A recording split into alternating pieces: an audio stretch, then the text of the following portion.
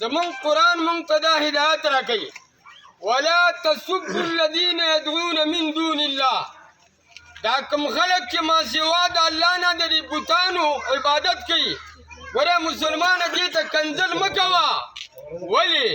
فیسبوا الله عدوا بغیر علم، هغو به الله ته کنځل وکړي. ما د شریعت دا وایي خپل د مور پلار مه کنځه، بل هغې ته کنځل مه کوه. زمونږ ستاسو معزز کتاب دی حرمتي شی ده، د سلطان نور الدین زنګي په زمانه کې د نبی علیه الصلاة والسلام د قبر به حرمتي وشوه. سلطان نور الدین زنګي سړی نبی علیه السلام خوب کې ولیده، کلبان یتبعانني، دوه سپي راپسې دي. هغه خوب خلکو ته وایي، هغه وایي مونږ خو نه پوهېږو. نقشه ورته خوب کې وښوله، وایي دا سپي دي. هغه وی ورشه مدینې ته لاړو او ټول خلک یې راغونډ کړي، راځئ تاسو له خیرات درکوم. یو تن یې راتېرباسه، سړی پکې بیا نه موند. هغه دوو کسانو پسې مسجد نبوي ته لاړو، وایي دورو چا خیرات نه خوري، دومره ګیري، دومره پټکي، وایي دقه دي.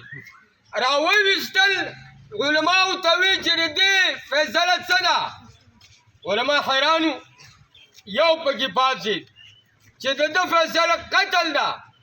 دا وی په 12مه سپاره کې راغلي چې دوی اراده وکړه د نبي علیه السلام د ویستلو، فقتلوهم، دو قتل کړئ.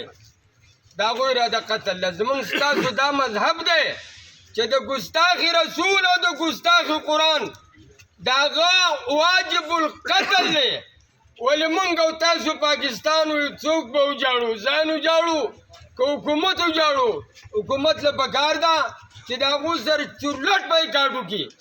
زما د کتاب په حرمتي کوئ، چورلټ بایکاټ ورسره وکړي. تاسو په دې کې ما سره متفق یئ؟ لاس اوچت کړئ. الله دې تاسو خوشحاله کړي. بله خبره، اخري خبره کوم، لنډې خبرې کوم. دا ستاسو رضوانانو کار دی، دا خړسري چې ولاړ یئ. علمدین انګرو داسې جلوس روان دی. دا انګري ته نه تپوس کوي څه مسله ده. یو هندو زمونږ د پیغمبر زمونږ د کتاب دې حرمتي کړله، کوم ځای کې دی؟ دغه ځای کې دی. لاړو تا کتاب کې خبرې لیکلي وي. او چاړه راووخته جو غرب جو کتب ترې ووښکله، چاړه وینځله په بمبه باندې، بار ته راووت.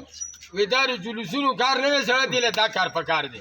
د هغه بیا وکیل 10,000 روپۍ منې دغه زمونږ ستاسو جناح صاحب هغه وکالت کو. بیا زما محترمو دا جذبې تاسو کې دي، که دا جذبه لکه څنګه چې نن تاسو راوتې په ټول پاکستان کې راووتل، انشاءالله بیا به څوک نه. یو خبره بله کوم، دا موږ دا مسله ده چې قرآن دا په دې پاڼو کې لارو کې پروت دي، امتحان واړه ورکوي. تاسو هم د الله خاطر وکړئ چې دا په هندوانو مه خرڅوئ. دننه د هغو سره زه تلی یم، په خپله کې ما دیني کتابونه د هغه نه اخیستي دي، وړي مې دي.